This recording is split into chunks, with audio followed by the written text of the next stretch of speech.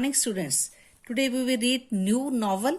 Its name is The Tempest. What is its name? The Tempest. And its writer is William Shakespeare. Who is its writer? William Shakespeare. Novel name is The Tempest. The people in the story which you will read in this novel. In this story, these people had done work. First is Prospero, a wise old man who was Duke of Milan and a magician. Miranda, Prospero's daughter. Sycorax, a wicked spirit. Ariel, a gentle and lively spirit. Caliban, son of Sycorax and a monster. Antonio, Prospero's brother. King of Naples, Antonio's ally. Gonzalo, a kind old man. Ferdinand, Prince of Naples. First chapter is Prospero's Island, where Prospero was living on that island. Now we are going to read about that one. Far away on a lonely island, there lived a wise old man and his daughter. Very far away, on a very lonely island, lonely place. Island is a place which is covered from water from all the sides. Yes, there was living one wise old man. Who was that? Prospero. And who was with him? His daughter. The man was Prospero, a magician.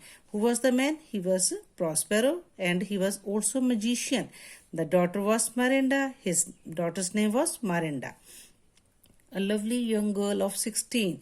That girl was very beautiful and she was 16 years old. They lived in a cave, one half of which was used as Prospero's study. Yes, they both were living in one cave, in one house, in one room only. Half of that room was covered with Prospero's books. It was here that he kept his books and studied magic most of the day. Yes, only in this room. Prospero had kept his books and he was studying all these books about magic here only. He knew so much of the art of magic that he was able to command the spirit of the island to obey him. Yes, he was so talented in his art of magic. He was so expert that he became able. He started calling the spirits. Spirits are invisible to which we can't see. He started calling those spirits and of that land, of that area, of that island, and they were obeying him. They were doing his work. These spirits obeyed him gladly.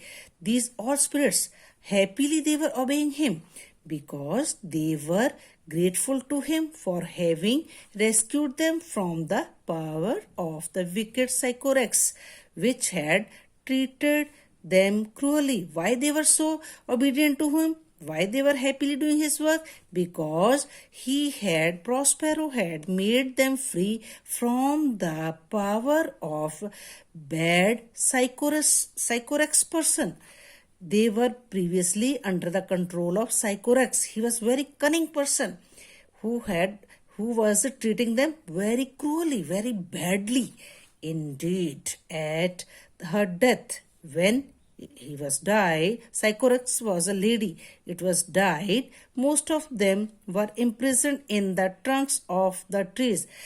They all were in the trunks of the trees, but Sycorax was died. No one had made them free. So only Prospero had made them free. Prospero had freed them and so they served him willingly as their master. Prospero had made them free and now they were happily to serve at their own wish. They were serving their master, Mr. Prospero. The chief of these gentle spirits was Ariel.